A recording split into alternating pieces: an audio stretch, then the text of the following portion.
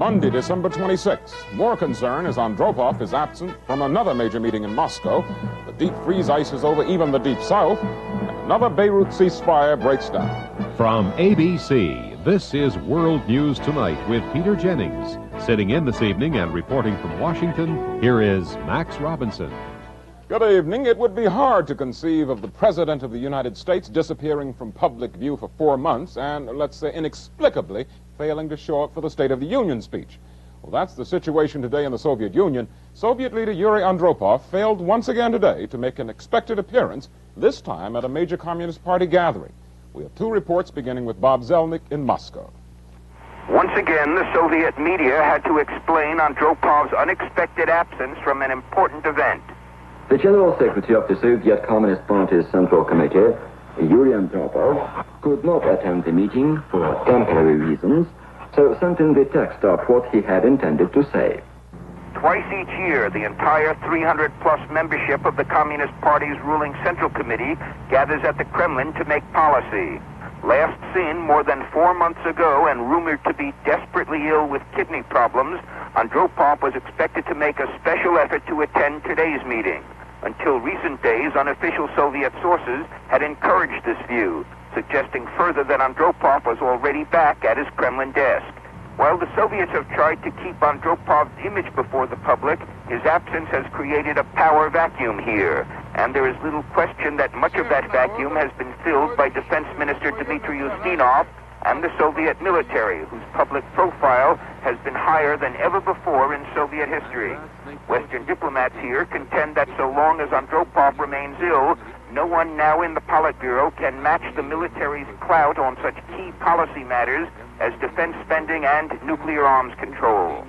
Still, Andropov's political voice appears strong, but unless he reappears soon, questions about who is really running this great international superpower will continue to stir interest and anxiety the world over. Bob Zelnick, ABC News, Moscow. This is Rick Enderfirth. U.S. analysts say it is becoming increasingly clear that Andropov's illness is serious enough that he will have to be replaced. Just how long that transition from Andropov to his successor will take, however, is anybody's guess. U.S. experts agree that the Soviet military has gained prominence during Andropov's absence, and that's likely to translate into less flexibility in arms control and more Russian military moves to counter the installation of new American nuclear missiles in Europe and President Reagan's continuing arms buildup. But unless there's a major crisis, U.S. analysts do not believe the 2 superpowers are entering a more dangerous period. Why? Because collective leaderships, like the one that now may be emerging in the Soviet Union, find it difficult to make decisions and are usually marked by caution in their actions. Indeed, the Reagan administration is betting that the uncertainties caused by Andropov's illness and the resulting leadership transition are likely to serve as a restraining influence on the Kremlin's international behavior. But these uncertainties also mean that for the foreseeable future, the climate of U.S.-Soviet relations is likely to remain very cold, even if President Reagan decides to make a major effort to improve them. And as of now, there's no sign of that. Rick Enderfirth, ABC News, the State Department. Ironically, amid this speculation over Andropov's health and its effect on relations between the U.S. and Soviet Union, Time magazine today named Andropov and President Reagan as Men of the Year, the newsmakers who, for better or worse, dominated the events of the preceding 12 months. The magazine says the worsening state of U.S.-Soviet relations overshadowed all other news stories in 1983. Now the weather. The bitter cold has claimed more than 200 lives in the last week and a half. In the Plain States, it's been so bad there was relief today when the temperatures rose to 0. But even more moderate temperatures were hardly any relief in the south, as that same Arctic air mass is creating a lot of damage. We have 2 reports beginning with Mark Potter. At sunup, the damage to the billion-dollar Florida orange groves came clearly into focus. The ice frozen on the crop was a sure sign of bad times for the growers. For 2 nights, they battled the cold, trying to save their crops from the below-freezing temperatures. Oh, we got 27 here right now. Some growers sprayed warm water on the trees. Others, who could afford them, lit fuel heaters. With this, the 3rd freeze in 4 years now, many farmers fear they just can't win.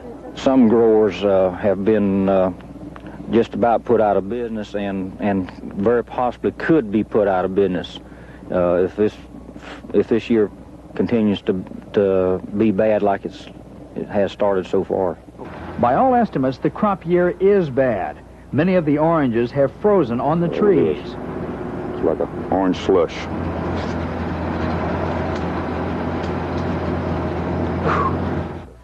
To minimize their losses, growers are now harvesting the crops as quickly as they can.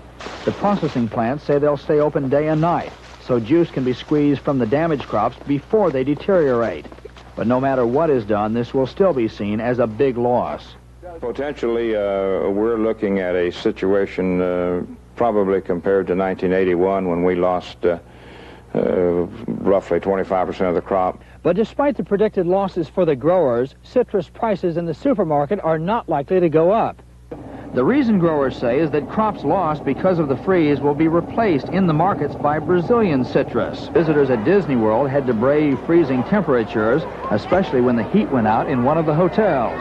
And in Miami, the beaches are unusually quiet.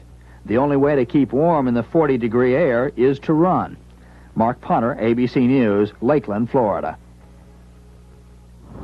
This is Hillary Brown. After what may turn out to be the coldest Christmas weekend this century, people in some areas got a bit of relief today, but not a lot. In Chicago, the temperature climbed above the zero mark for the first time in 99.5 hours. After a record 17 below, today's reading of 3 or 4 degrees above seemed moderate, but firemen still had trouble putting out house fires as their water hoses froze up. And the cold broke water mains in Chicago and in Tulsa, Oklahoma, causing sporadic cuts in the water supply. In Buffalo, New York, the weekend's heavy snowfall, 2 to 4 inches an hour, has finally stopped, but the snow is now being whipped around by high winds, creating a blinding whiteout.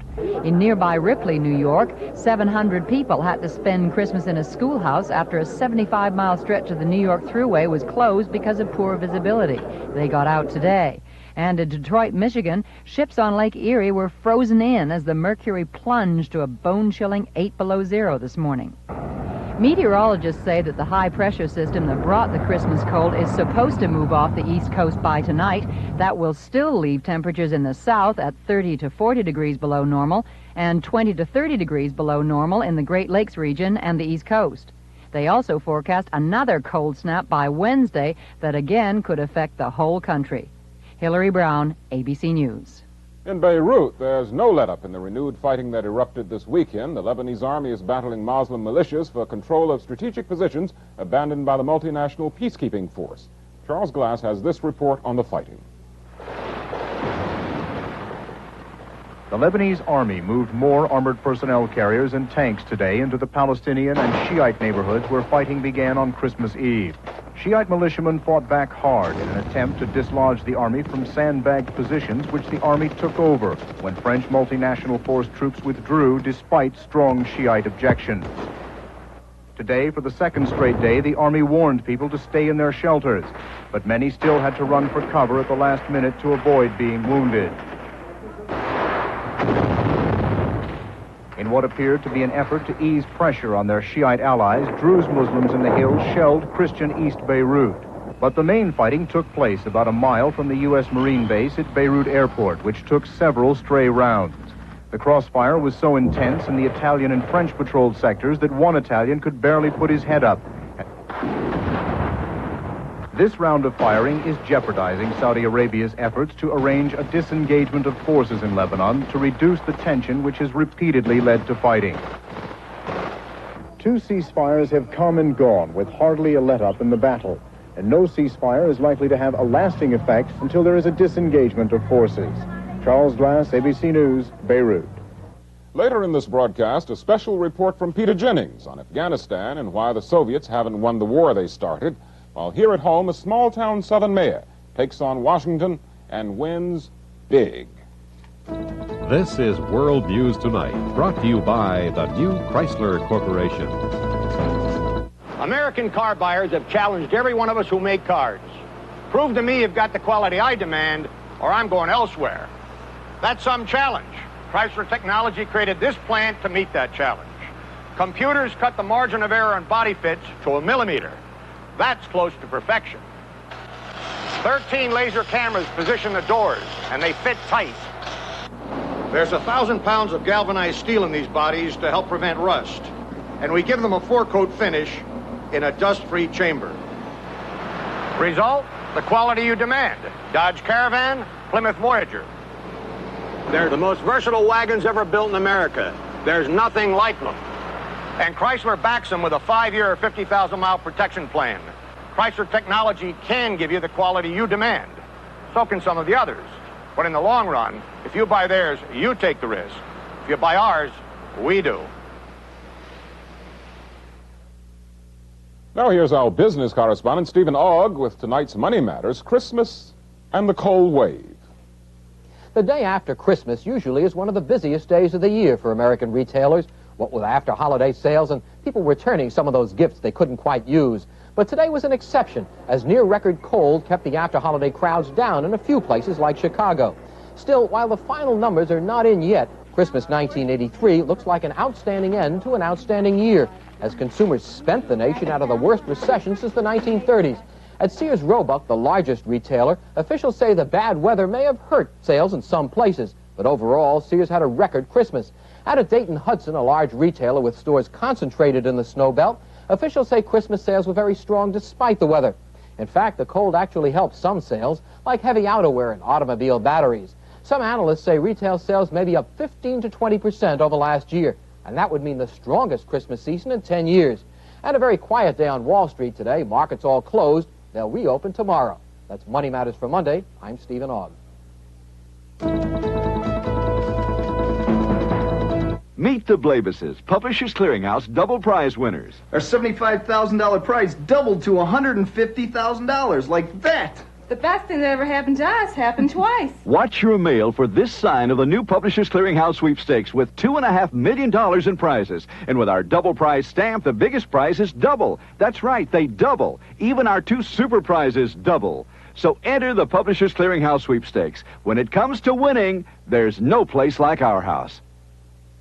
It's still Christmas at Sears, Monday and Tuesday. There's more for your money now with bargains like this Kenmore washer, just $2.88. Matching dryer, $2.38. Both with permanent press cycle. All video game cartridges, 10 to 50% off. Save half on this Craftsman power drill or router, your choice, $39.99. Save 50% on this plush nylon pile carpeting. Men's rugged hiking boots, now $19.99. Hurry in. There's more for your life. On sale through Tuesday.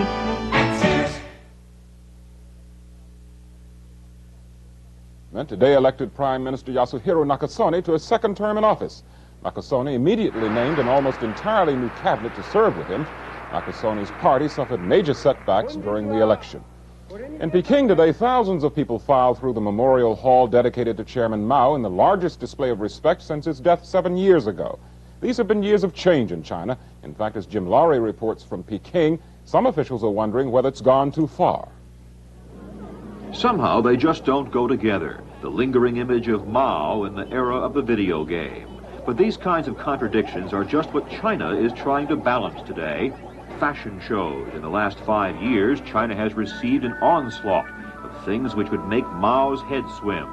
An elegant French restaurant, Western music, Western art, all byproducts of the nation's open door policy for foreign capital and technology. Alarmed by the effects, mostly on young people, the Communist Party for several months now has waged a spiritual pollution campaign, a crackdown on evil foreign influences. Artists have suffered new restrictions. Some have been demoted or denounced. Self-expression is taboo. Art must serve politics. Experts, though, see more than just fear of things foreign in all this. Not merely an attack on Western influence, this latest campaign, again, is part of a political struggle. Deng Xiaoping, analysts say, has taken a hard line in order to strengthen his political power. Deng, nearly 80, hopes to ensure that his chosen successors hold on to that power after his death. To do that, he's been pacifying conservatives who worry about foreign pollution, while at the same time enlisting their support as he tries to rid China of old-line Maoists who are resisting the changes Deng wants. If he can do all this and still keep intact Mao's place in history, it'll be a political balancing act worthy of any Chinese acrobatic troupe. Jim Lowry, ABC News, Peking.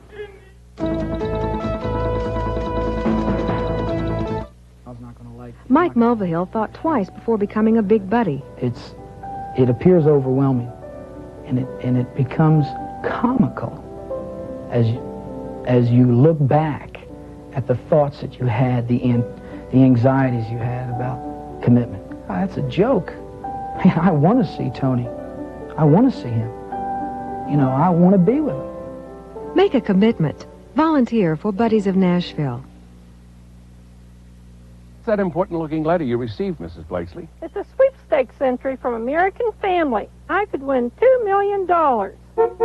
You think it's for real? I know it's for real. My son Tim has already won $1 million from American Family. How about you, folks?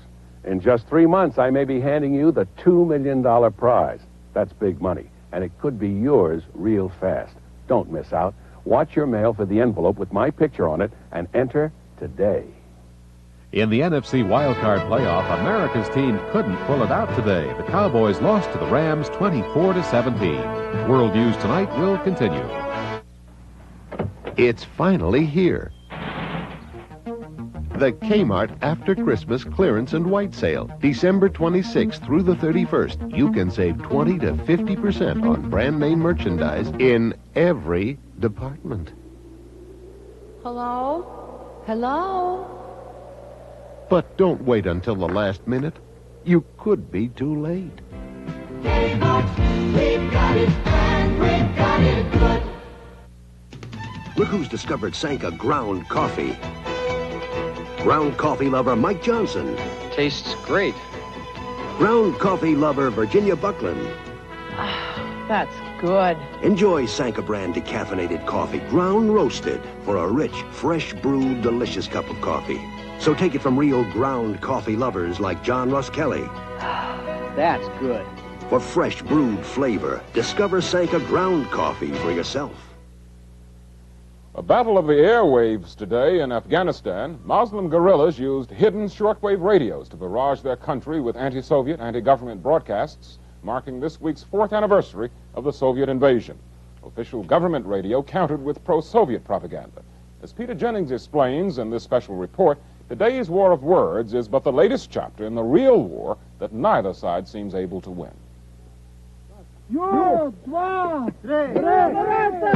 4 years after the Soviet invasion of Afghanistan, an unwinnable war grinds on, unwinnable for either side. These are some of the Afghan guerrillas who prevented a Soviet victory, but they've not prevented Soviet domination. It is not a television war. There are pictures only when the occasional camera team accompanies the guerrillas, the Mujahideen.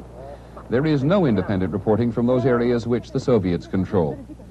As this team of Mujahideen wanders the mountains in search of Soviet targets, these are the statistics of war.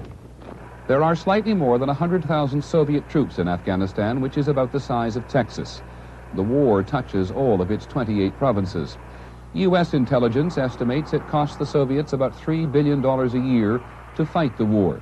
By international standards, it is a small one. Casualty figures for both sides are said to be high, but the reporting is unreliable. Why, after 4 years, have the Soviets not done better? First, they miscalculated because they couldn't control the communist regime that took over in 1978. And then they miscalculated in December 1979 because they thought that they could come in for 6 months and stabilize things and leave, like superpowers often do. They forget that the mere presence of foreign soldiers in another country becomes the main issue. There are half a dozen major Afghan guerrilla groups. Sometimes they fight among themselves for political superiority, but they all fight, as did their ancestors, relentlessly against any foreign invader. In very general terms, the Soviets control most of the cities, and the Afghan guerrillas have greater freedom in the countryside. The Soviets keep a tight rein on the Afghan army. Still, deserters like these two Afghan soldiers are commonplace. Deserters from the Soviet army get a lot of attention, but they are not numerous. This soldier was told he'd be fighting Chinese and American mercenaries. As to why I deserted, in principle, I don't agree with the Soviet policy. I was against the invasion of Afghanistan. I just didn't want to be part of this dirty war. At the U.S. Military Academy, Major Joseph Collins is a specialist on Afghanistan. He sums up Soviet Army morale this way. We find an army that's riddled with indiscipline, has morale problems, apparently very low cohesion, and certainly one which has a doctrinal problem. The Soviets designed their army to fight World War III in the plains of Europe and then committed it to a counterinsurgency environment in the mountains of Asia. By most accounts, the Soviets have learned a thing or two in the last 4 years. They encountered a population which overwhelmingly supports the guerrillas, and that required a change in strategy. So what they are trying to do in the countryside is to separate the guerrillas from their local support. And the way they do that is by moving into an area and destroying the infrastructure, poisoning the wells, breaking down the irrigation system, rubbling the villages, so that even if the guerrillas do in fact move back into that area, there's nothing there for them. Including people. The Soviet policy of scorched earth has made by some accounts 1/4 of the Afghan population refugees, most of them in refugee camps across the border in Pakistan. As for the guerrillas, sometimes they force the pace of war. Soviet convoys can never be sure they're safe on the nation's roads. These guerrillas have set up an ambush.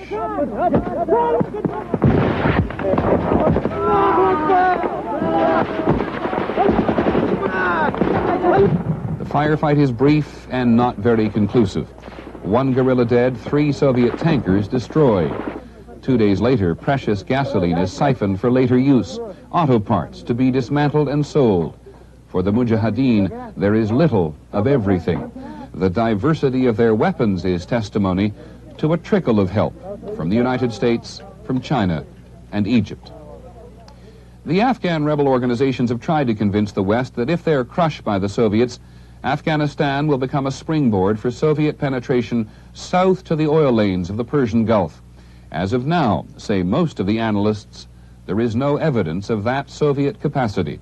They have not used these 5 years of occupation to build up those bases so that they can handle large numbers of strategic airplanes. What they have done, they have perfected these fields to make them better for tactical war against the Mujahideen. These so-called stepping stones are really loose rocks right now. If there are tremendous advantages to be held by having these bases, it only comes about when the country is secure and pacified. So 4 years later, there is no end in sight. A UN-sponsored series of negotiations for an end to the war has accomplished little. Has Afghanistan become a Soviet Vietnam? Most analysts think not. Afghanistan is on the Soviet border, not thousands of miles away. No one expects the Soviets simply to pull up stakes and leave. And there is no public opinion at home forcing an end to the war. And despite the embarrassment for the Soviets of a 4-year standoff, there is no American pressure great enough to make them quit.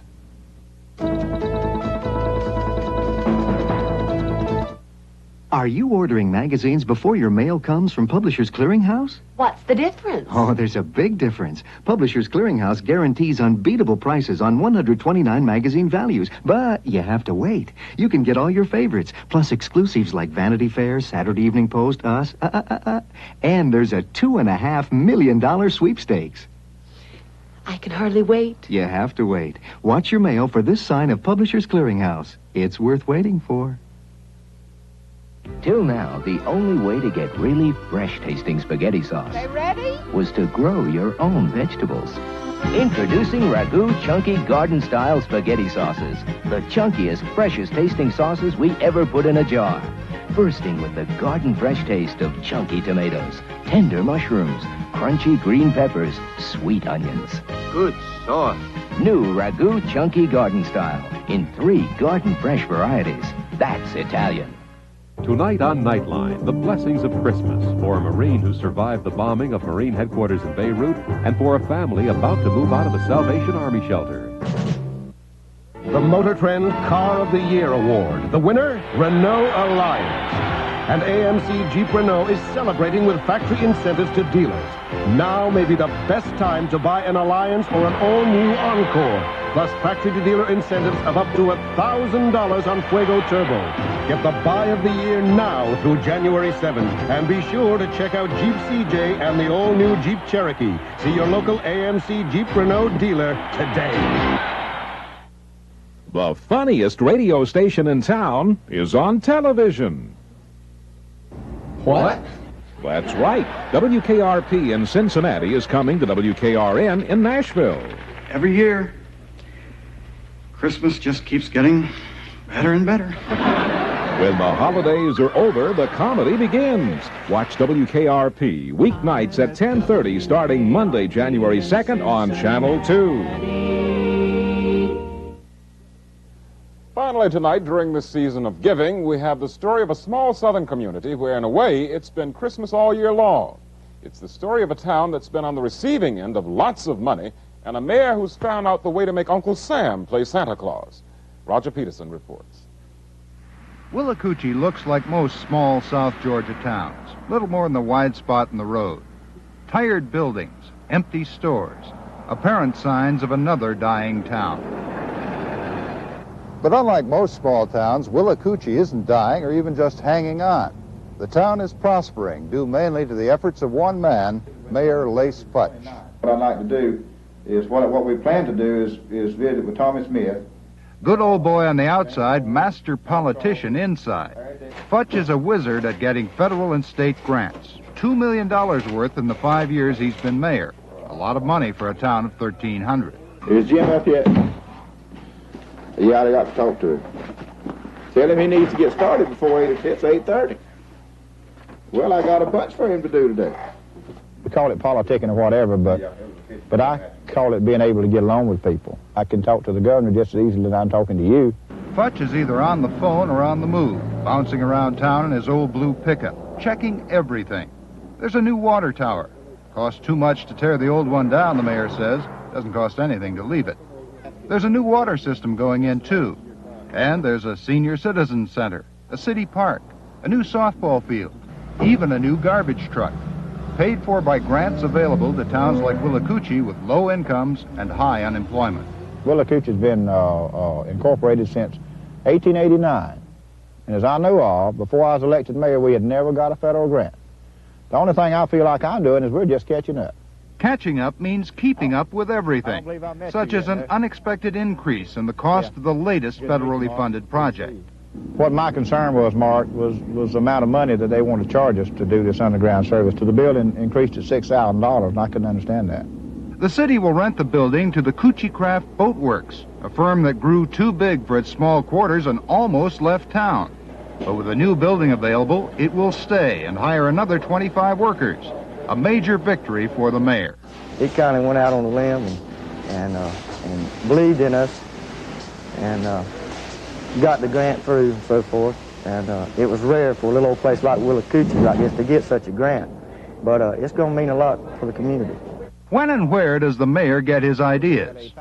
The only time he's away from the phones. That I think a person does is best thinking while he's fishing and relaxing. And does he have any tips for other mayors about getting grants? Well, I tell them to get off the rear and go after it. That's what they got to do. You know, I don't fish all the time. And for Lace Futch, that's all there is to it. He's figured out how to use the system, even in these budget-tightening times, to keep his town alive. Roger Peterson, ABC News, Willacoochee, Georgia. And that's World News tonight. Peter Jennings will be back tomorrow. Everyone here at ABC News, I'm Max Robinson. Have a good night. Incredible. Visit a floating Pelican hospital. Bite down on a blistering hot chain and take a seat with a dancing Greek. Then Christy McNichol, Mark Hamill. The hit country song is now a hit country movie. The Night the Lights Went Out in Georgia. A network television premiere. Everyone rests better on water. Now, Country Boy Waterbeds offers all the benefits of flotation sleep without changing your furniture, linens, or lifestyle. Turn your bed into a waterbed with a classic line of rainbow water mattresses and get firmness, support, even individual temperature controls for both sides of the bed. And Country Boy has them for up to $100 off. So sleep healthier, sleep better, because if you're not sleeping on water, you oughter. Folks, it's only the first day of Cellathon 5, and already car and truck shoppers are making super Cellathon deals. But there's still a great selection. Terrific! Come in now, today, and make an offer! Before this Cellathon